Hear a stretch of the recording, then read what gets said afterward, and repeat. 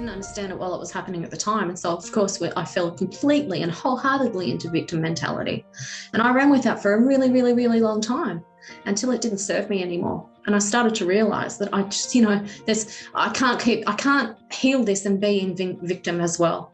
And at the same time as having the healing and different things that were coming through from my star clan and my team, I realized that the greatest opportunity for us to learn exactly who we are, how powerful we are, is to come into dense vibration. It's to come into that vibration of struggle. It's to come into that experience of being disempowered so that we actually fight our way back to the empowerment, so that we can find our goals, so that we can find our power. The hardest school, the most difficult learning and schooling we'll ever have is on Earth. There is no other place in the whole of the galaxy, in the whole of the cosmos that is like Earth, that presents us with the opportunity for experience and learning the way that Earth does. You got to accentuate the positive. Wow, I feel good. A little bit of feel good goes a long way. You're listening to Karen Swain, teacher of deliberate creation, accentuating the positive, showing you a way to a better life. Accentuating the positive, it's not just fad, it's sanity. Who in their right mind would accentuate anything else? If you feel like that's what you want to do. Hello and welcome to another show, Accentuating the Positive with Karen Swain. As always, wonderful to be with you all again. And please remember, saying again, if you like the show, share it with your friends, press the like button, subscribe. I'm sure you all have. Just a reminder to tell you again, as if you haven't heard it a million times before. Today, we have a beautiful goddess on the show with us, Rachael Burns. Welcome to the show, darling. Hello. Hi, how are you? So nice to be here. Always beautiful to be in your divine presence, honey one. You're lovely. Rachael and I met a couple of years ago. We were both speaking at a, what do you call it, like a festival thing in the bush, and became instant best friends. Actually, no, we met before that because I remember I sat down at the table in the kitchen. We had an instant connection, didn't we? That's right, yes. You were talking about the children and I'm like, oh, I love people that work with the children. But let me read your bio and let people know a little bit about you. As a young child, Rachael channeled the language of light, spontaneously dropping into a trance-like state. She could see energy and vibrations and was aware of star beings, energies from different realms, and the light and dark. For much of her young life, she felt she didn't fit in to the normal life and struggled to be part of this physical world. Her first conscious awakening was when she was 26, after the very sudden death of her mother, when her energy centers opened to receive information. After encountering a great deal of childhood trauma, Rachael blocked out many of her memories until she was around 34, when she encountered a deep, spontaneous remembering. Pandora's box had been opened, and she began the reclaiming of her true self and the reconnection to her wisdom and ultimate inner truth. Remembering we are all pure God consciousness in a physical form, and that our experiences are chosen, and that the people who have volunteered to play the villains in our lives are actually our greatest teachers. Her childhood was filled with trauma, which led to her carrying many limiting beliefs, dense energies, and toxic emotions, and resulted in many health issues. Rachael is now working with God, pure God consciousness, and the power of the energy of acceptance and forgiveness to return to a state of balance and harmony.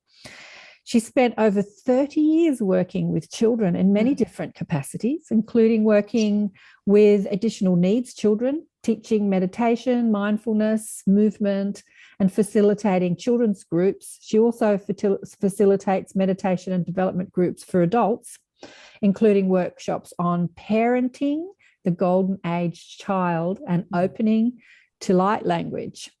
Today, Rachael is the principal of D.A.A.M.A, D.A.A.M.A, Divine Awakening Academy of the Mystic Arts, and is the creator of Mini Meditation Australia.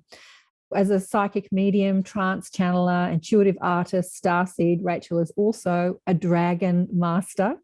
and the keeper of the codes, sharing light codes and dragon light language transmission. Rachael now knows her differences are her superpower and encourages children who feel different to know this too. And your website is dharma.com.au, right? The website's not functional at the moment, but will be. Yes, it is dharma.com.au. It'll be functional at some stage. It will be, yes. And you've got going through lots of upgrades. you've got a group on Facebook, Divine Awakening Academy of the Mystic Arts. Yes, that's for Dharma.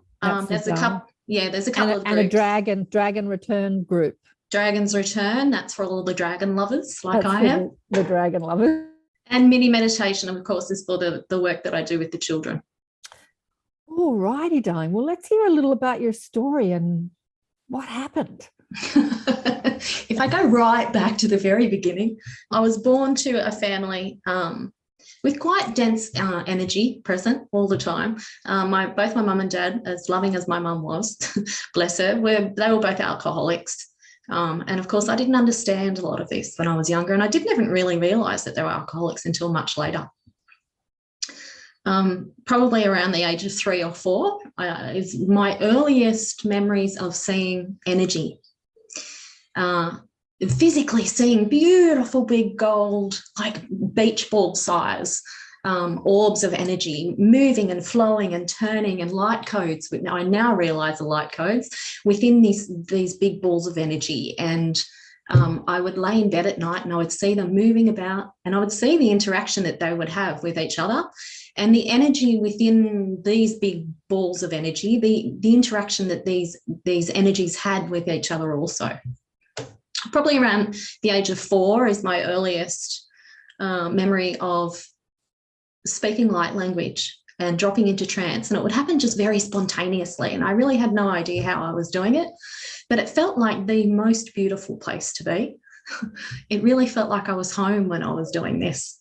Around that time, though, I can remember one particular experience was I was in the lounge room, in the living room, and I was watching TV. And I remember I dropped into trance spontaneously again, without any idea how I was doing it.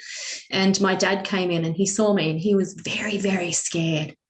And he said to me, "Rachael, what are you doing?" And I said to him, and I remember looking at him so innocently, and as though if I just spoke to him and told him the truth about what I was doing, he would just understand. He would just get it and everything would be okay. Because for me, it was a really loving, comfortable, supportive place to be. But that wasn't his experience, and he was very, very scared. He was, I could feel his panic and I could feel his absolute terror. And his response was to pick me up. And what I said to him was, "It's okay, Daddy, I'm in trance." And I can remember his face changed, and he had heard me speaking light language, which of course to him was just all mumbo jumbo.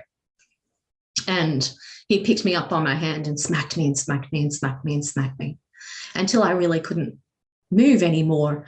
And then he dropped me on the ground and he walked away and he called my mum in. But what that experience taught me was that this was not something to be shared with anyone, that it wasn't something that I wanted to be known to be doing, because I can remember his energy around this, and this was that I was crazy, and that there was something really, really wrong with me, and that it was something to fear. I ended up taking on his fear. And so after that, I shut down to light language. I didn't speak light language anymore. But I continued to see spirit. I continued to see energy moving. I would be very, very aware of the light and the dark at the end of my bed when I was little. And that went on for years and years and years, probably until I was about 12. On the left side was the light and on the right side was the dark. And that happened every night. And I came to know this energy, or these energies, as the watchers. And it feels as though they were watching me to see which way I was going to go. Was I going to work for the light, or was I going to work for the dark? I chose the light. Thank goodness, because I like working for the light. But it was a really unsure time for me, and it could be quite scary sometimes, because that's what I had learned, is that anything to do with seeing energy or being part of this this realm where things beyond our physical that we could see actually existed and was very real was something to be scared of. And so that's how it all started off early on. Probably by the time I was 12, everything had closed down, but I'd had some sort of, at the time, they felt a little bit strange, but there was also a knowing that I was being contacted or spending time with and having experiences with energies that were not of this world, so ETs really. I can remember going for a walk one day. When I was little, I'd taken my bike with me. I was probably about 6. And I can remember riding my bike to a particular place just near my house. It was probably only about 50 metres from my house. And I know my mum had told me not to go far. And I'd stopped and a car had pulled up next to me. And there were 3 young men in it. And they beckoned me over and they told me to get in the car. And I did. I got in the car with them. Left my bike where it was, and I remember looking and there was a dog right near my bike, and then I got in the car. And so this experience was really quite a little bit strange, and it was filled with, again, the light and the dark, always the opposites. And I remember it was a 2-door car, and I sat in the back seat of the car, and I was instantly aware that the 2 men in the front represented the dark, and that the 1 man in the back that was sitting with me represented the light. And I remember looking at him, and we were having conversations, not using our speech, but using our thoughts. There was telepathy. We were using telepathy to have conversations. And I remember looking at him and thinking to him, I'm really scared. And he said to me, you're okay. I'm going to look after you. You're going to be okay. Don't worry about anything. And then after that, I instantly knew that I was just going to be okay. The 2 men in the front, they were probably no more than between probably about 17, 18 and 21. They were not old by any means in physical earth years. But the 2 men in the front, I think, had a different idea for me, and it felt quite sinister. And so there was a lot of conversation, physical conversation, that I could hear around what they were going to do with me. And of course, the man in the back that represented the light was constantly saying, we're going to take her back. She's fine. We're going to take her back. And the men in the front were saying, no, she knows too much. She knows too much stuff. We have to, we have to get rid of her. We have to do whatever we need to do with her. And there was a conversation there about it taking too long. People were going to notice that I was missing. So the man in the back finally convinced them to take me back and drop me off, which they did. And it's just coming through now that he was one of my guides, actually. As I got out of the car, I noticed that the dog was in exactly the same position. Nothing had changed. It was almost like time had not moved. And later on, when I spoke to my team about what had happened, they told me that there was almost like a wrinkle in time that had been created, that the physical time that we're so used to being part of had actually stood still, and that there was a pocket of time that had been created in which we had entered for however long it was, and I have no idea how long it was, and that when I was dropped back to the exact time that I had gotten in the car, which was really interesting. So this is not my first experience, I suppose, of playing with time. I like to think that we played with it as a fun exercise, because it really is, when you think about it. But there were other times throughout my life where I was able to play with time. I've said bent time before, but it doesn't quite feel right. And I think maybe you and I had that conversation around it not being bent. And I don't quite know quite the right language around that, but it was sort of playing with time. And so then that was what happened there. I think everything closed down around the age of 12. And of course, I got on with being a teenager. Some of the worst years of your life, aren't they? Worst and best. Yes. Worst and best. But yeah, time, time is an illusion, like everything else is an illusion. But we buy into it being our standard, our experience, because we believe it as our truth. But I remember when I was a naturopathic student living about, how far away? About 40 minutes away from my college. and always leaving the house late, and then not looking at the clock and singing all the way there. And I would get there in record time in peak hour traffic, and had sat in traffic jams. Like I just spent time, as you say, or just lived outside of time. Because I remember one teacher had said, if you come in late again, I'm going to lock you out, or something like that, you know. And I thought, right, I'm never going to be late again. Even if I left knowing that it was impossible to get there on time, I'd get there on time. when I stopped looking at the clock. Right, and the emotion, the frequency that you're holding, absolutely plays a role. I went away with a couple of women. We were going to like a retreat sort of thing in the middle of Australia, in the Northern Territory, and our car that we were in had broken down, and we were due to be 2 days late. And I remember I was reading a book at that time, and they were talking about bending time, and I said, hey, let's give this a go. And so we picked up some time along the way. And we consciously were able to work time so that we got there on time. So about 3 hours, probably about 6 hours out from our designated area, it said that we were 3 hours away, and we got there in 3 hours.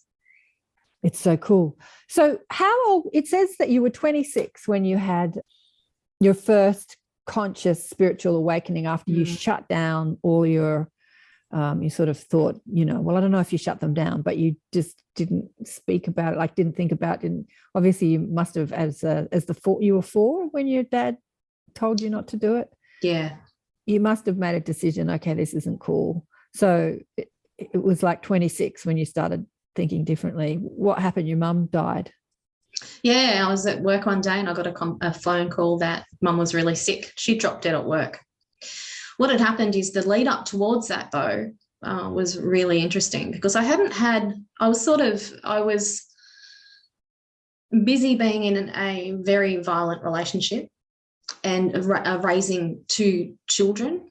And with all of that, I didn't really concentrate on anything or really have any great memory of any of all of these happenings and experiences that I'd had. And so she passed in August. In probably June or July, I started to have these experiences where I was hearing what I would liken to a radio being tuned in. And you could hear the noise, and you know those old radios where you would turn the button, and as you turned the button to tune in the radio, you would come upon the station that you wanted to hear, and then you would move out of the station that you wanted to hear. Either side of that, there was like a noise, and then you'd hear the voices, and then the voices would come in, and then they'd go back out. And this is exactly what was happening. And I was having this experience of hearing this and thinking, oh, something's going on here. What's going on? Am I a little bit crazy because I'm hearing voices? But there was a definite sense of urgency with this. Somebody was really trying to tell me that something big and life-changing was coming up for me. And then probably 2 or 3 months later. And this continued. It continued in the middle of the night. It continued while I was working. It continued while I was in the shower. Didn't matter where I was and what I was doing. I was talking to people and they were still trying to tune in. And yeah, it continued until she passed about 3 months after that. And what happened was everything blew wide open. Everything blew wide open. And so in my quest to contact her, because I knew I could, I knew it was possible. I hadn't had any training in it. I didn't know how I was going to do it, but I was going to contact her. I started meditating, and I started meditating regularly. And this really started to open everything up. So I started to be able to hear people's conversations. I started to be able to feel their emotions. I did end up contacting her. We would go traveling a lot together and spend time together.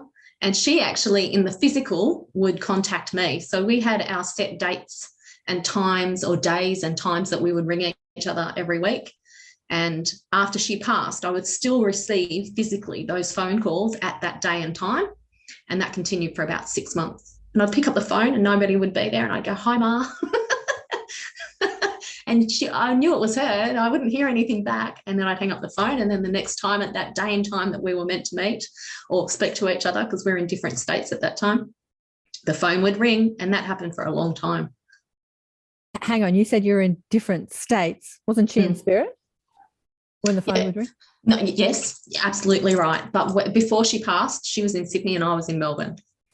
And Oh, so okay. we had dates, and, we'd have a date. We'd have a phone date where she would call me and I would call her. And that was our 3 or 4 times a week. We had specific days and times that we would ring each other.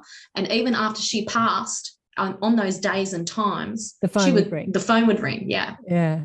Oh, that's so cool. That's very cool. So, okay, what happened next? What happened next? I think I went through a whole lot of, I started to do come upon healing for myself. And I really needed this because after leaving the boy's dad, I realized that I had really, really bad PTSD. And I was behaving in ways that I couldn't quite understand, and that I was aware that other people weren't behaving in these same ways. And so I started to ask questions. Why am I so different? How can I be happy? Was a big one. I just needed to be happy and stop the torture, because I constantly felt like I was in torture, but not knowing why. And then around the age of, I think I was around 31, I started to have flashbacks of being sexually abused as a child. So at 8 years old, being sexually abused by the next door neighbour's boyfriend, and having very real 3D in-person memories of that. And then the second one that came around the same time was being raped at 10 by the next door neighbour's brother. This experience was very different. I can remember being there with him in the physical, in the real time, and looking at him, and his face, his flesh, sort of just melting away from his face. And what was left was his bone structure. His skeletal form was showing itself, and it looked like a lizard. It was a lizard head. I suppose that was the only way that I could describe it back then. I was 10. And at that moment, I jumped out of my body. And I remember viewing it from the top of a corner in the room up near the ceiling. And so I was sort of floating above it all, watching it all. And while I witnessed it, I didn't have the direct experience of the trauma. And since then, I've spoken to my team and asked them why that was. And it was because it was a whole different learning experience. And so this was really about learning about reptilian energy, because he was reptilian. And so thankfully, I don't have the sort of in-person trauma associated with that. I know it happened. Do you think that when you say he was reptilian, do you think that you were perceiving that reptilian energy that all of us as humans can display or take on? Or, when you say your team, you're obviously talking about your spirit guides or your guides. Yeah, my star plan. Do they want to answer this? Were you perceiving that reptilian energy that all of us can display, or were you perceiving some sort of reptilian being disguised as a human? Yes, second one. That's coming through really strongly. Yeah. Okay. Interesting. Because all of us have the reptilian brain. Yes. And it gives us the opportunity to experience denser energies and beliefs and thought forms and violence and, things that humans do, right? Okay, interesting. So you experienced it from outside your body, and your team, your guide said, why did you experience it not in the body? Just something to witness, something. Because it wasn't about the trauma. Mm-hmm. It wasn't about it wasn't about experiencing the trauma. Mm-hmm. It was about learning about reptilian. It was, what I thought was the beginning of my education now, the beginning of my education around reptilian overtake. And so it's sort of, it's one piece of the puzzle into working out, all the things to do with reptilian energy, about how it comes through in us, about how there is actual reptilian overtake that happens with people, at what age it happens, how it happens, how we're affected by it, how it is that we can move ourselves away from it and not be having these experiences with reptilians, what it is that they want, what their plan is. There's a whole lot of information that was later revealed to me around this. Wow, I'd like to get more in depth with that, but maybe not now, because I still want to hear the rest of your story. But what I'm getting just listening to you I'm getting is the reptilian energy is about dominance and control. Absolutely. Which is, you know, what governments are trying to do at the moment, right? But we won't go there. Right. Okay. We could spend shows and shows on that. But yeah, that's what it just came through. It's about dominance and control, the experience of dominance and control, which is what your next door neighbor was trying to do to you by raping you. Yeah. Yeah. Dominance and control. Wow. Which we can display as humans in many different forms. Okay. What happened next? Okay, so that was that. So that was around 31. By the time I was 34, I was having some more flashbacks. And this time it was around being sexually abused by my dad. And so this one was a really big one for me. There was a lot of shock that happened. And I ended up having somewhat of a nervous breakdown after that. What happened, though, was that it was really a gift because I came to understand so much of what was happening with our dynamics, so much of myself really around why I was behaving the way I was behaving, and the effect that this sort of disempowerment has on people. And again, this is linked back to reptilian energy. Sorry, I thought you were going to keep talking. Okay, so hence why you were repeating those patterns with the ex-husband, right? Right, yes. This is also, again, linked back to reptilian activity. Yes, absolutely. Everything plays a vital role in putting the pieces of the puzzle back together. And when you're putting the pieces of the puzzle back together, of course, you're learning about you. You're learning about your connection to yourself, your connection to spirit, your connection to source. And this is the great mystery, is learning to come back to ourselves. That's what spirituality is really about. It's about connecting with the spirit, our own personal spirit, the spirit of source, the spirit of oneness. And when we start to understand more about ourselves, when those pieces of the puzzle come together, it's a great gift. And even though there's pain in it, and there's great pain in that, there's great pain in that, the gift is that you come to understand yourself. You understand why it is that you're here, why you've chosen the things that you've chosen, how it all comes together, and how it is that it makes you, this most magnificent being. It all comes together. And so it was a time of really great pain, but of huge growth. Yeah. Yes, always there is huge growth in the dramas that we experience in this dimension. Whether we see the growth or only see the pain is a choice. And sometimes it takes enough pain to just go, I can't do this anymore. I've got to look at this differently. I've got to stop playing victim to my pain and find a different way, find a better way, which I had that conversation with someone the other day, but I can't remember who it was, escapes me. I asked that question, like, why did you change? And they said, I had enough. But I remember someone I put in my book whose daughter was killed in the Bali bombings, and he made a decision to wake up every day and think positive thoughts instead of negative thoughts. And I said, what made you make that decision? He said, years of grief and feeling victimized and feeling, and there was nothing I could do about it because she was dead. She was gone. And I just kept repeating the horror story. I had enough. I couldn't cope anymore, so that you reach a stage where you have enough. And that was what it was for me. There was a real pursuit of happiness in all of that. I didn't want to feel the way that I felt anymore.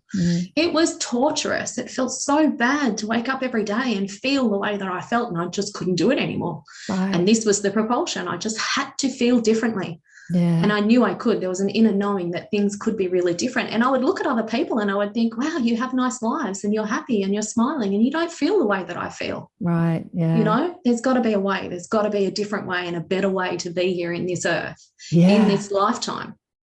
And I want it. I want to do that. I want to experience that. Yeah, exactly. That. Yeah. I remember backpacking around Europe with my friends. How old was I? Like 18, 19. And they were all happy and I was suffering with my negative thoughts.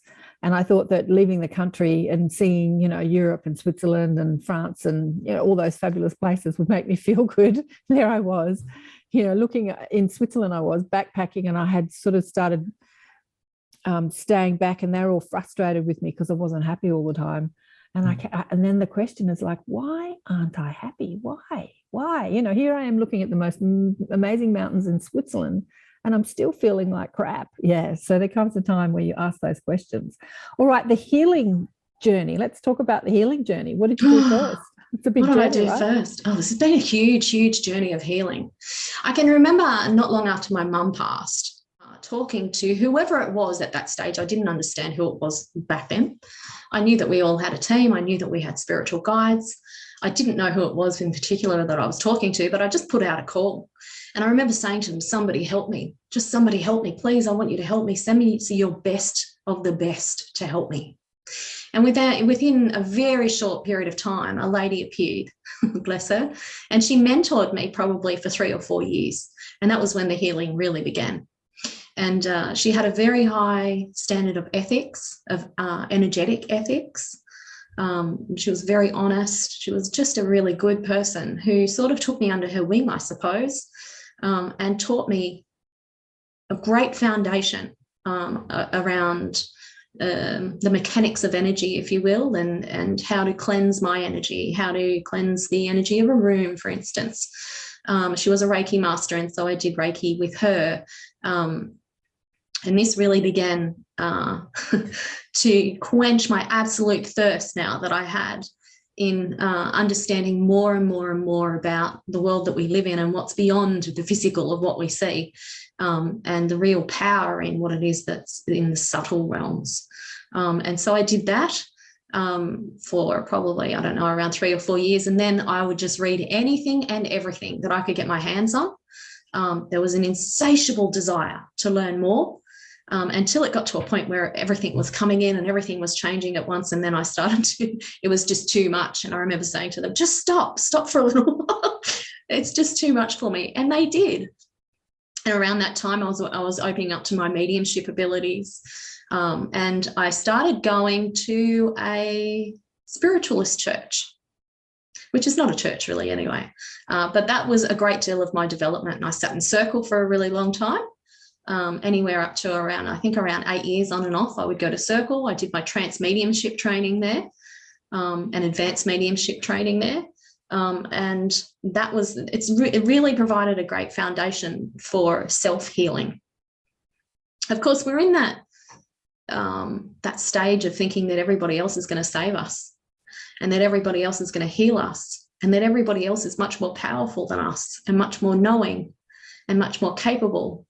But the truth really is that we have everything that we need at any given time, and that we are the ones that we've been waiting for. Nobody's coming to save us. We are going to save us. We're the powerful ones. We're the all-being, all-knowing, powerful ones. And so I embarked upon really a journey of healing myself. Yeah. And when did you start tuning into the kids and working with children? I started, my first job working with children was as a nanny when I was 17. Yeah. Some years later, I worked when my babies were little. Well, not all of them, but I think the oldest one was 9. The littlest one was 1. I had my own small daycare childcare centre, and I did that for 6 years. And it was around that time that I started to get little nudges that maybe there's some real gold in putting the two together, but I hadn't quite made the association. So when I speak of the two, I mean the spiritual side and working with children, but I hadn't quite put it all together. And so I ended up finishing. I became quite unwell, and I had to have some time off work. And when it came time for me to go back to work, I started working for a government department. I was working for New South Wales Health. I can remember sitting there one day, and I hated this job. I can't tell you how much I hated this job. If I went to this job, I felt like my soul was dying. I hated this job. But I went because, it paid the bills and it was steady, and I had a contract, and, all of those things that we think in 3D, in the linear world is going to keep us safe and keep us fed. And I can remember sitting there one day and pleading with my team and going, there's got to be something better. Can you tell me what I'm going to do? What am I here to do? That big question that we all want to know, why am I here? And I remember sitting there, and so I worked in database management. And we used to have to audit each other to make sure that, you know, we weren't making too many errors and that the information that went into the database was correct, because it was really important information. And I can remember sitting there one day, and here I am pleading with them while I'm doing my work at the keyboard, you know, and I'm pleading with them, help me, tell me why I'm here. Why am I here? What's my big reason? And then all of a sudden I felt this massive torrent of energy just cascading, and it was coming down, and it was entering all through my body. It was like I was having these big jolts. And it all came together that I was going to work with children, that I was going to teach them about their power, that I was going to help them with emotion, that I was, you know, going to do all this work with them.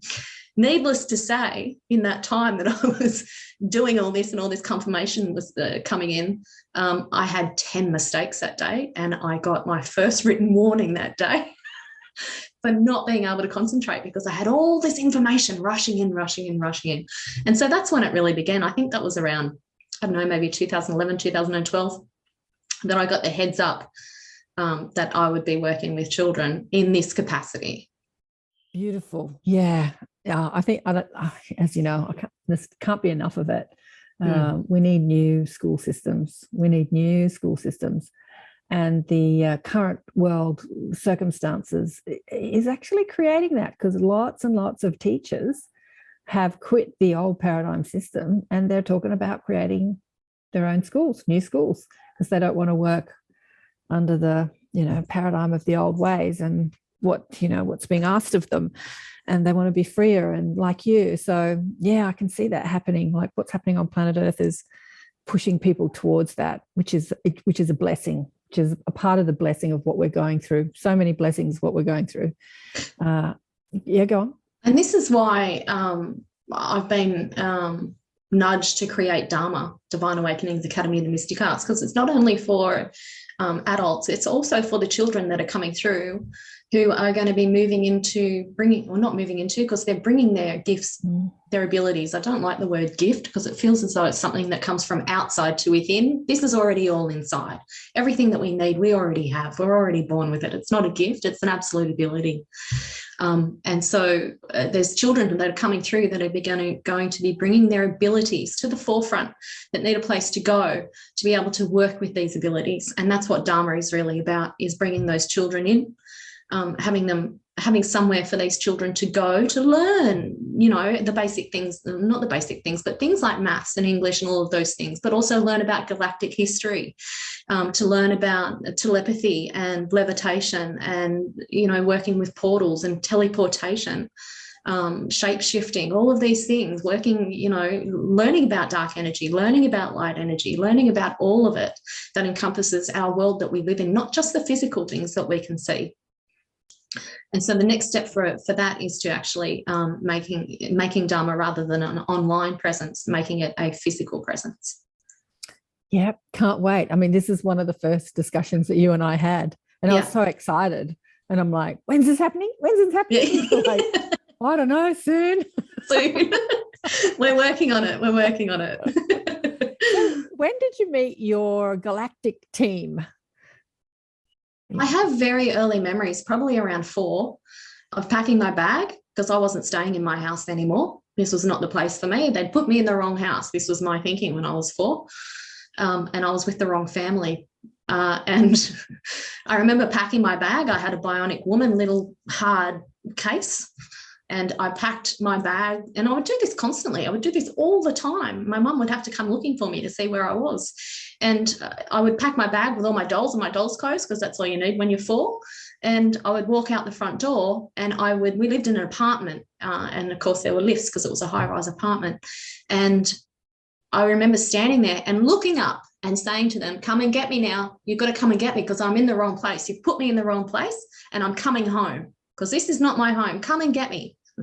And I remember the elevator would open up as though they were coming to get me, but I was always too scared to actually step into the elevator. And the elevator for me always reminded me I had a very, very vivid memory of a chute of light or a tunnel of light. And of course, I never got in the elevator. My mum would come out looking for me all the time. Come on, come inside. And then, you know, half an hour later, I'd pack my bags again and off I'd be gone again. And this happened for years. It happened for a long time. So I knew that there was a very real knowing that I wasn't of this world, if you will, and that this wasn't my initial home, and that I needed to go home. And I realized that I actually lived probably most of my adult life that way, feeling as though this is not where I am. And the energetic, I suppose, what's the word that I want? What would happen energetically is that my soul would sort of live outside of my body. So there was I didn't have a great connection with the physical. I didn't have a great connection with my physical body, or a great understanding of physical life on Earth. And so there were lots of attempts, even though I didn't realize it at the time, there were a great deal of attempts to exit, to leave, whether it be because I through all the trauma, I had some drug and alcohol abuse, and whether it be through overdosing or deliberate attempts at leaving, there was a very real knowing that this was not my home and that I didn't want to be here. I think that that's a common experience for many people, be a starseed or you know, whether you identify as a starseed or not, because this is not it's nobody's home. Earth isn't you know, home is spirit, home is, you know, oneness, and this place is the experience of not that, the experience of forgetting our connection to so much of our oneness and our abilities and love and all that sort of thing. So many people can feel like that, and the ones that don't have just acclimated to this energy and frequency and are doing their best working with it and enjoying it. But there comes a time where instead of pushing against the system that's in place here, we have to love the system, understand that we're not from here, that this is just an experience we're having, but we can bring that energy of home into this experience, whether that home is another planet or a spirit, or a spaceship. Yeah. I think in my adult years, it really started to, about probably 15 years ago, I started to channel a group of beings called the Council of Elders. And at the time, I had no idea who they were. And because I was still in my very little ego mind and not accepting or understanding exactly how big and powerful and omniscient we all are, I would doubt that the information that came through. And so I would go looking everywhere on Google and, you know, all over the net looking for confirmation about the Council of Elders. The information that came through was very pure. It was very clear, and I would still doubt it until really only a couple of months ago when I was listening to something and someone spoke about the Council of Elders, and I was like, oh, that's who they are. And they were talking about them being one of the highest councils of the Arcturians that you can connect with. And so, you know, as we go along our journey, bits and pieces come together. But probably about 4 years ago, I started to do some work with some other women, one in particular, and we were channeling Arcturian energy. And this is when I suppose one of my biggest awakenings around who I am, why I'm here, where I came from, you know, my connection with ETs and all of that really started to be refined and more greatly understood. So around 4 years ago. Yeah, 4 or 5 years ago. And when did the dragons introduce themselves to you? When did you feel like, and how did they introduce themselves to me? How did you know that you were channeling dragon energy? At first, it scared the bejesus out of me because well, if we go right back, whenever I went into meditation, I was very aware of a very bold, powerful, strong, but loving and supportive energy that was constantly with me. And for me, it felt very feminine because one of my dragons is feminine, the one that moves with me through each incarnation. And I would see the color indigo all the time. And it wasn't just, you know, when you can start meditating, you can start opening up to color and light coming in. It was more than that because it had this very, very particular energy attached to it. And I would sit in meditation and I would think, oh, isn't that nice? Oh, there's a nice energy. I wonder what that is. And then around that same time that I started doing some more intense channeling and training with the Arcturians, and I hope we can talk about that too because that's really interesting, I felt this really big, powerful energy come in.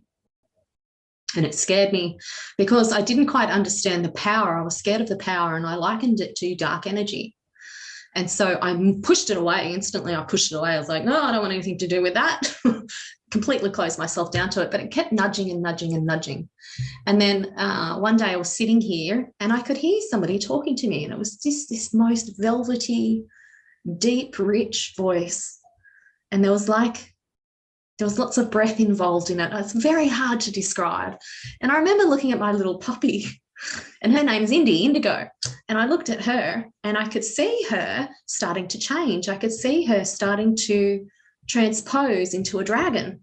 And when I looked at her feet, I could see her paws changing into claws, beautiful big claws. And then I saw her grow into this massive, big, beautiful dragon. And that was really when, so that was probably about 2.5 years ago, when she really started to make herself known. And it was at a time that I was ready to accept this energy and the power of this energy. And so that's when we started working together consciously.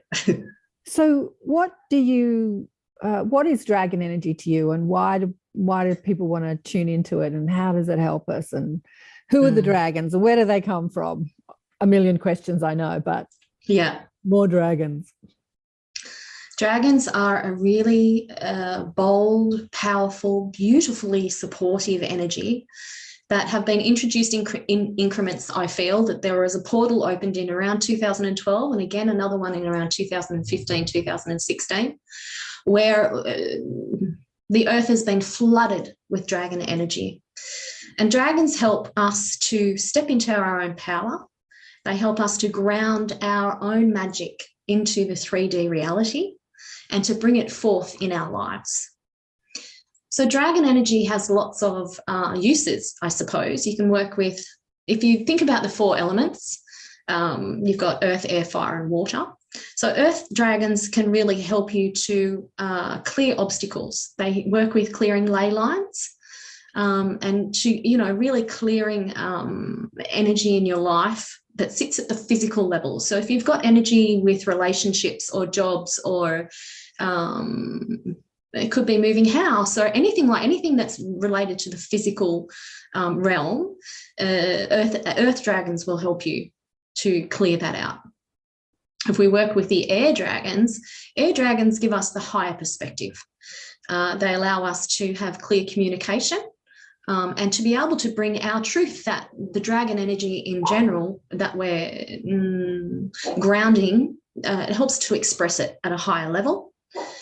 Fire dragons help to clear out the lower dimensions, clear out the lower energies that we may not have been able to work with before or clear out before. And so they are great in trauma work. And I use this a lot with any of the energetic trauma healing that I'm doing. And then what do we have? Water. Water dragons are really great with helping us to move around obstacles, to be in flow, to help us with emotion, to help us with moving emotion up to the throat center. And the air dragons then help us with expressing that emotion. What else do water dragons do? Moving swiftly, moving with ease, connecting with ease and grace, being graceful. All of these beautiful things. So these are the 4 elements and the way that the dragons can help with that. But they're really here to help us know our magic. It's not about their dragons coming in to save us. Dragons are of the angelic realm, and they work side by side with angels, but they do different work than the angels do. But there's a very, very angelic feeling and energy with the dragons. But they're coming through because they're such great shapeshifters. They're teaching us how to be able to work with change. And because they're great at moving between the dimensions, they're coming in at this time to be able to help us to ascend from 3D to 5D. Beautiful, perfect. And there's so many dragons depicted in much of the movies online, fantasy, sci-fi movies online. Mind you, they're depicted as pretty fierce, like weapons of destruction. But I guess they're destroying like the old ways, the old paradigms. Well, they are, but there was also sort of a bit of an overtake that occurred way back when the dragons were initially in the physical. So we could look outside and see dragons flying around. I think and please, I might get this a little bit wrong, but oh no, they tell me the 7th. So around the 7th century, when dragons were actually in the physical, they were a great threat because dragon brings clarity. Dragons cut through all the dross, and what you end up with is clarity. You have very clear seeing about what's happening, what's really happening. You're not easily misled, and instead you have focus clear, like laser focus, clear sight and understanding around what's really happening. And so if this was a little bit of a threat to Christianity when the Catholic Church was trying to get a foothold many, many, many, many years ago, around the 7th century, and dragons were demonized because they were such a threat. St. George, we know St. George the Dragon Slayer. My understanding is that there was an actual duel, if you will, between someone called George of Cappadocia. Cappadocia is in Turkey, and that he did slay a dragon because the dragon was looking after the land, and there was some real greed that was trying to take hold there. And George of Cappadocia killed the dragon. The Catholic Church, or the Christianity, claimed that as their own, and this is how St. George was actually named as the St. George the Dragon Slayer. And so it wasn't great for the Catholic Church or Christianity to have dragons around at that time, and so they were demonized, and that's been carried all the way through. Yeah, much like the feminine principle was demonized, and psychic ability and intuition and all that was demonized by the church. God bless the church. All right. So where should we go next? Arcturians. What are the Arcturians teaching you, darling? Around this time, and this was the first real, really, really personal experiences that I'd been having, was I would go with somebody who was in a different state, and we would call each other on the phone, and we would go into meditation. And we'd be taken to the same place. So I would sit there and describe where I was, and she would describe where she was. And in real time, she would do something like wave to me or raise her left foot, and I would say, oh, I can see you waving at me. And she's like, I know, I'm waving at you. So we were really in real time able to connect telepathically and to be able to interact in real time, even though we weren't physically in the same space. And so we would be taken by the Arcturians onto the mothership, and they would show us around, and we would spend time with them while we were receiving DNA upgrades and having our light bodies put back together, if you will, and sort of, made all sparkly. I'd been quite unwell with a lot of health issues, and I'd had recently a bowel operation. I'd had a great part of my bowel removed, and they were very, very, very interested at the insides of my workings, like what it looked like. And so I spent a lot of time in a healing chamber where they would keep me sort of suspended, but all the while they were, I could see lots and lots of them around me, looking inside me, and going back and telling this person being, and then coming back and looking again, and there was a great deal of interest in what had happened. But what I realized and came to understand is that during this time in these healing chambers, I was being healed from a lot of physical sickness that I'd had, that had resulted from holding on to these limiting thoughts and this dense energy from my past. But we would go, we did this for months, and it's quite interestingly, it was quite funny because we started to understand that we didn't need to eat. We didn't really sleep very much. We probably operated, both of us, it happened at the same time, we probably operated on about 3 to 4 hours sleep each night, and we would get up the next day and just be filled with energy. It was like we transcended the need to have that human experience of eating and sleeping. And we would go to Arcturian school where we would sit in a classroom I say, but it was a container of some description that really didn't have any hard edges. It was like a hologram. And we would go and we would sit in this space, and we would have this head teacher come and teach us things about energy and how it works. We had a certain way of greeting each other each time with the Arcturians. And there was a time that I was, while we were on the phone to each other, physically channeling leader or the head of the Arcturian, this mothership that I was on, of the Arcturian clan, Star Clan. And it was a really, really intense, very, very high vibrating frequency that was increasingly difficult for me to sustain because it's just too high for us in our physical dense bodies. But that I would bring through private information for her and for myself. And then they would give us information that we would then go on to share in our groups.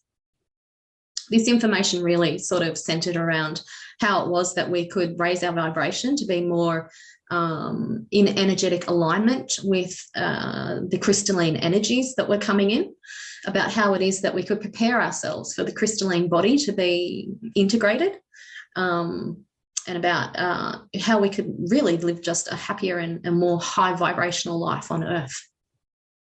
Sounds good, honey one. Sounds good. It was good fun. It was a really good, like, it was a fun time. It was a really fun thing to do. Why did you stop doing it? We were forming, again, a school or a place, an intentional community, and a lot of ego got involved. Unfortunately, there was a lot of control, and I broke away from it. I just couldn't, wasn't for me. Yeah, this happens on planet Earth. I mean, everybody has these great intentions. There's a great saying that says, "The road to hell is filled with all good intentions." So we have these intentions and desires, and then we place our focus on the limitlessness of us. You know, as you say, ego gets in the way. Ego is the part of us that experiences separation, separate to the wholeness, separate to the love, separate to the light.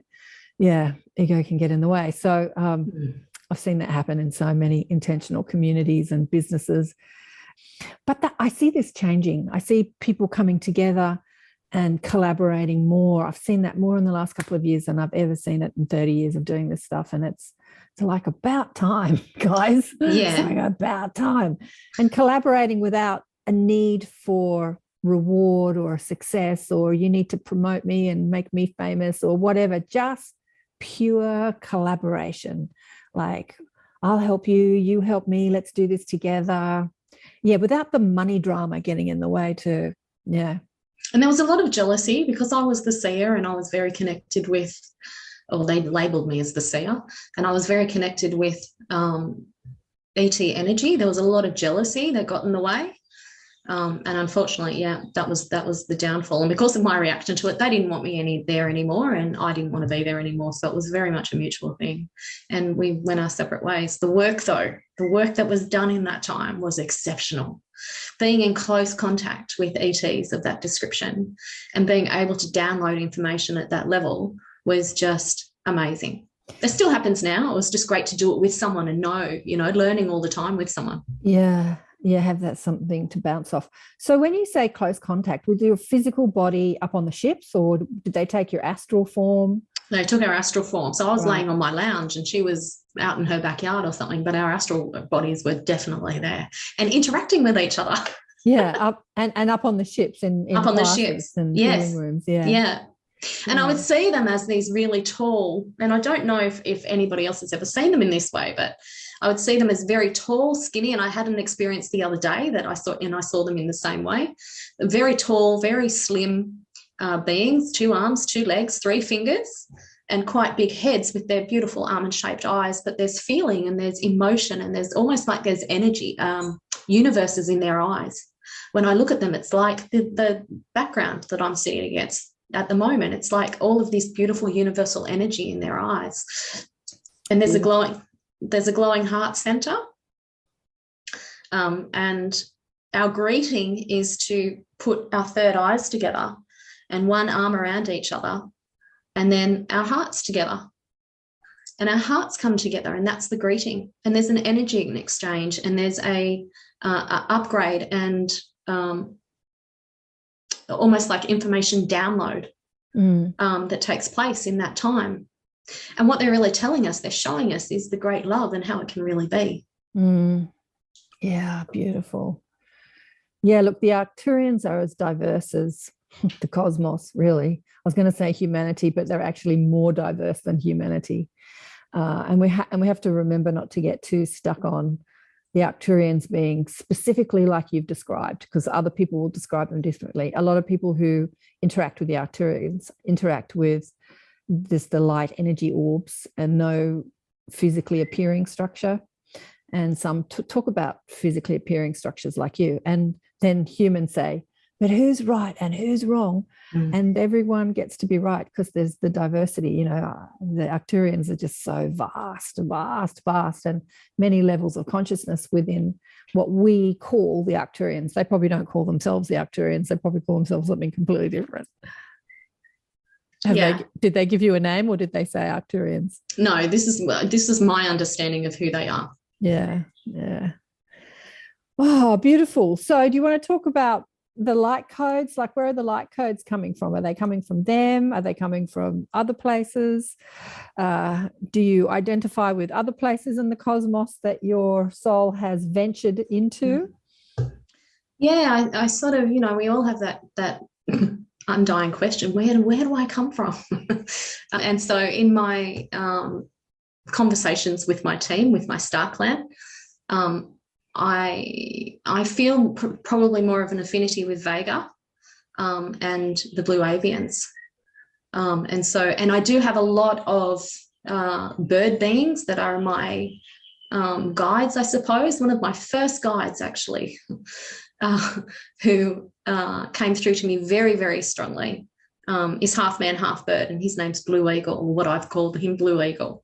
And he's been with me for a very long time, and I hear him as clearly as I hear you, but I realise now that he's the Navian. And so, yeah, I suppose Vega is probably the strongest feeling. But when I speak to my team and I ask them, they've told me that I'm an intergalactic traveller, that I travel from planet to galaxies and all around, and I take the information with me where it's needed. And in order to be able to learn what it is that I need to learn from that planet and that time and that experience, and then take it back to the star clan. Did they tell you how many lives you've lived on Earth? I just heard 137. Yeah, so a few.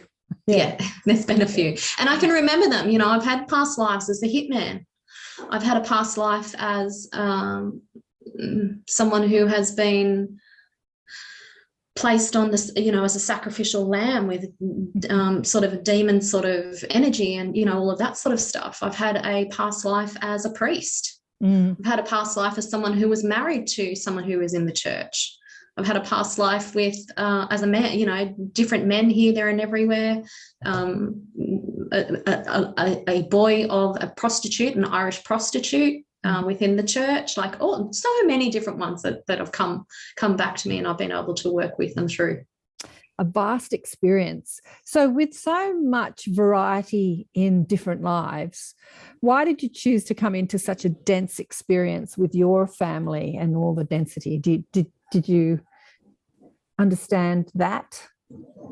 I didn't understand it while it was happening at the time. And so, of course, I fell completely and wholeheartedly into victim mentality. And I ran with that for a really, really, really long time until it didn't serve me anymore. And I started to realize that I just, you know, I can't heal this and be in victim as well. And at the same time as having the healing and different things that were coming through from my star clan and my team, I realized that the greatest opportunity for us to learn exactly who we are, how powerful we are, is to come into dense vibration. It's to come into that vibration of struggle. It's to come into that experience of being disempowered, so that we actually fight our way back to the empowerment, so that we can find our gold, so that we can find our power. And so, you know, school, the hardest school, the most difficult learning and schooling we'll ever have is on Earth. There is no other place in the whole of the galaxy, in the whole of the cosmos, that is like Earth, that presents us with the opportunity for experience and learning the way that Earth does. And it's through that pain, because there's so much pain and there's so much trauma, but there's so much gold and opportunity in that pain and trauma, that if we allow ourselves to feel the pain, then we understand where the gold lies. And that's in understanding exactly who we are, coming back to understanding that we are all one, that we're all connected and that we're all having this experience at the same time. It's also to clear, I'm hearing, they're telling me as we're talking, to clear dense vibration. If I'm clearing it for me, I'm clearing it for the collective. And there are many of us that have come through in order to do this. Some of us have got caught in the density. Some of us have got caught in the dross and the pain and the trauma and haven't made it out the other end, but, you know, hopefully they still will. But for those who have made it out the other end, as we're clearing it for the collective. And so one of the reasons that I've chosen to come through at this time, and it's a choice, it's an absolute choice. I wanted to be here to experience this, is so that I can clear it for myself and clear it for the collective. Perfect, darling one. Perfect. Oh, beautiful. There's lots more to your story. Yeah, there is. Have we got a quick second to talk about the light codes? Yeah. Because light codes I feel are really important, and there's lots of light codes being released at the moment. If we go out and sit in the sun, we have a beautiful opportunity to receive high vibe healing, high frequency light codes. They're really powerful tools to assist us with evolving or healing in ascension that we may otherwise not have had access to. They're a combination of a multi-dimensional sort of light, sound, vibration, and information that all come together and are physically laid in dots and dashes and lines and sacred geometry in a way that allows information to be, or light frequency to be delivered to us in a way that we may not otherwise be able to receive it or have access to it. It really holds an ancient and very wise, there's a lot of ancient wisdom in light codes, and they're of an energetic frequency that's so great that it's beyond our physical understanding of what it really is. And of course, light language is the same. And by doing this, by delivering this healing, these frequencies in this way, it's really providing us with a gift. And the gift is of learning how we can connect through the heart and not through our minds. So we're connecting with our heart center instead of our ego center. And this is really how light codes help us to move into the fifth dimension, because this is part of moving into the fifth dimension, is separating from ego and coming into the heart center. Beautiful. And before we go, do you want to give us a little message in light language and a little channeling, a light language channeling? Sure. Every morning I do my morning practices, and part of my morning practice is to call in my dragons. I call in my star team, I cleanse my energy, I ground my energy, and I speak light language. And of course, light language is the sound equivalent of what the physical equivalent is for light codes. And so light language is just carrying a certain vibration through sound.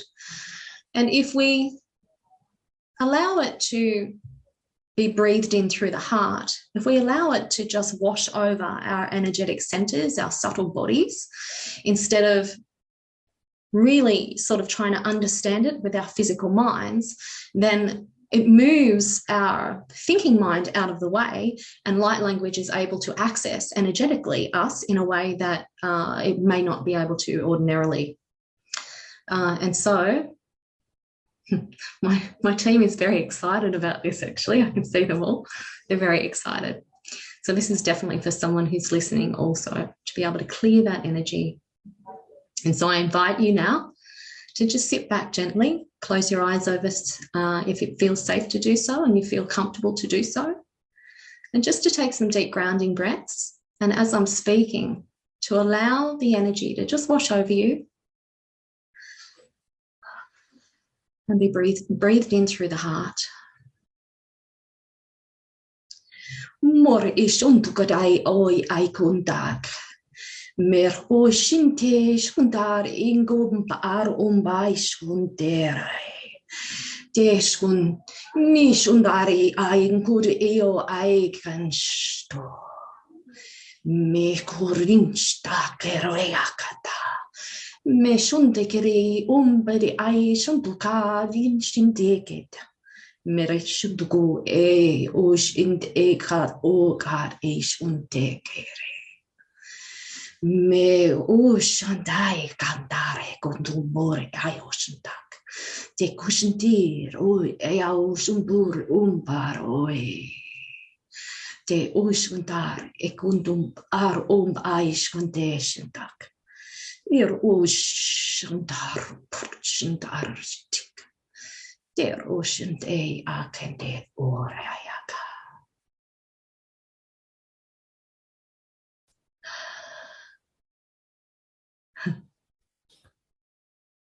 Just beautiful, just gorgeous. Loved it. Just beautiful. Loved hearing your storytelling one. It's just Thank you. Fascinating.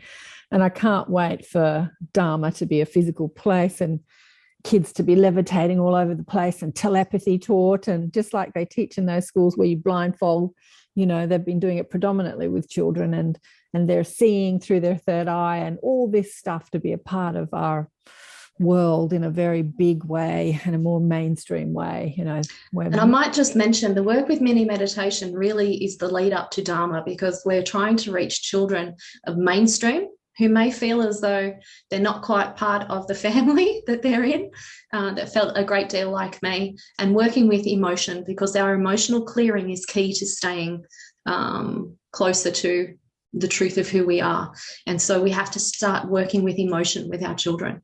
So mini meditation is running at the moment, not working with emotion, but clearing emotion, allowing emotion to be okay, you know, having acceptance around emotion. Our emotional wounding is some of the ways that...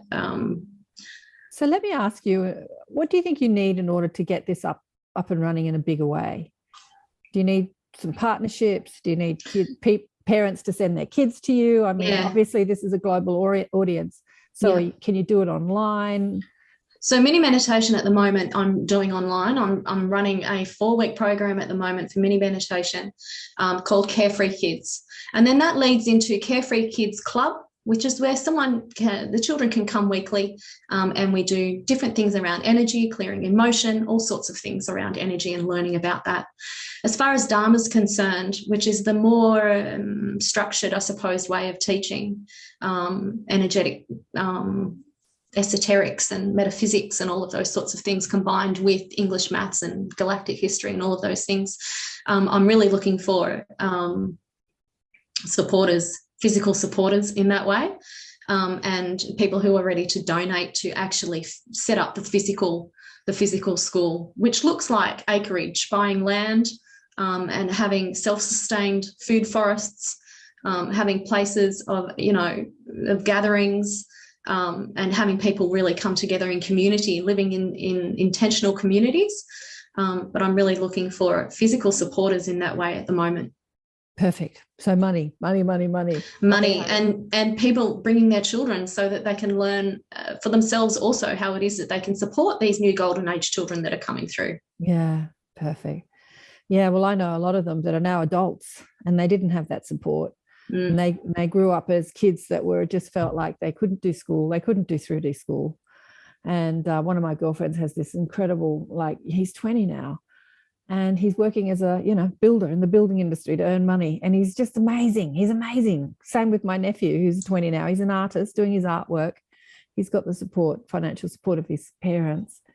But yeah, they didn't have a place to go to really expand who they are and remember who they are. Yeah. That's it. And that's what I'm so passionate about this, because I didn't have it either. And we need it. We really need it now. Earth needs it.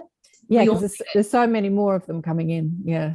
Yeah, and the ones that are now adults can come and, you know, be with the kids too and share with the children. And absolutely, they're the teachers that I want. They're the people that I want to come and speak and share their experiences with these children. Yeah, exactly. Yep. You know, these are the people that I want in the intentional communities. People that can build. We need a builder, we need a baker, we need a doctor, we need vet, we need, you know, all of these beautiful people that have these skills and their extra dimensional, multi-dimensional selves that they can bring to the party and share their wisdom. Yes. It'll happen, honey one. It'll happen. Thanks again for coming on the show. Thank you so much. Thank you so much for having me. I've had such a great time. What do you think of the wonderful conversation with Rachael? Some amazing stories. We didn't get through half of it. I tell you what, I've heard some of Rachael's stories and actually heard some new ones today that I hadn't heard before, which I'm like, oh, wow, I haven't heard that story before. But yeah, she's got a wealth a wealth to share with the world, and an amazing starseed here to bring through higher consciousness. And as we evolve and ascend into a new way of living on planet Earth. Beautiful, beautiful, beautiful. And the dragon energy. Have you connected with your dragon? Does your dragon help you? What did she say about the dragons? That sort of feel more powerful. Yeah, more empowered. Dragon energy is empowering energy. Anyway, yeah, all good. Beautiful. Thanks again for listening and watching and tuning in. And please remember to share the shows and tell me what you think. And let me know what you would like to know this year in the courses that I'm putting on, the online courses that I'm putting on. Doing the Meet Your Spirit Guides as the first one, because so many people reach out and say, I want to meet my spirit guides. And I think that it's vitally important for all of us to know that we have inner guidance within us and how to listen to that and to be more aware of that and to listen to it. Because I don't know if I was aware of it, but I could hear it when I was young. I just didn't listen to it because I didn't really know what it was. I just thought it was like common sense. It sounded like a good idea, but nah, that's not what my ego wanted to do. My ego wanted to do this and that and that. And so I would get the guidance, but I didn't listen. And I think that happens to all of us. It happens to all of us. I remember seeing a cartoon once and someone had a little angel on one shoulder and a little devil on the other. And these two were sort of fighting against each other. And I felt like that was what was going on in my head. There was like the little angel giving me good advice and the little devil going, nah, do this would be more fun. But even if you do listen to the ego or the devil inside you or whatever you want to call it, and you do take action from that place of selfishness or that place of feeling like, that place of lack and feeling like you need to get something in order to feel better, you still have experience which teaches you about who you are and what's possible in this world. But it's just a lot easier to listen to your guidance. So if you do listen to your guidance and have that connection with that inner wisdom or those inner thoughts that guide you, it just does make life a lot easier. And I find it vitally important. When I started listening to my mom, there are still sometimes when I don't listen to them, they suggest things and I'm like, no, I don't want to do that. We're human, right? Free will. And then Deliberate Creation 101, the principles of deliberate creation, how we create our reality. It's not like you're going to learn to create your reality. You're already creating it, your reality. Everything you're living, you are the master creator of it. You are the director, producer, and starring actor in the play that you've written, right? So how are you doing that? That's what we teach in Deliberate Creation 101, and how to navigate this world with your emotional guidance system, because we all have feelings and emotions, and they are guiding us all the time, all the time. All negative sensation, pain, emotion is guidance. And can we listen to it instead of trying to eradicate it or push back or, take antidepressants or alcohol to try and not feel bad? It's all guidance. How do you work with your emotional guidance system? And what else are we doing? Advancing your psychic abilities, channeling, talking to other dimensional beings. That could be spirit, that could be dead relatives, that could be ETs, connecting to different frequencies through thought and focus. And what else? Deliberate creation, advanced deliberate creation. There's a lot to that to teach. So yeah, there's a lot coming up. Overcoming negative programmings, DNA repatterning, overcoming the habitual patterns of thought that we've picked up along our physical trail. That's vitally important. It's all vitally important. I would teach it all in one course, which I have been doing on a weekly basis in the Inner Sanctum. But this year I'm separating them out into different focuses, different courses. So let me know what you want to learn. Let me know what you'd like to know more about who you are as a multidimensional being, spirit, having a physical life experience, and what you can achieve while you're engaged in this experience, and what you would like to achieve. Yeah, let me know. Love to hear from you. And thanks again for listening and watching and sharing the shows. Already said that, haven't I? I'm repeating myself. Tune into the book Awakened by Death. Amazing stories there. And catch you next time. Love you all. Bye for now.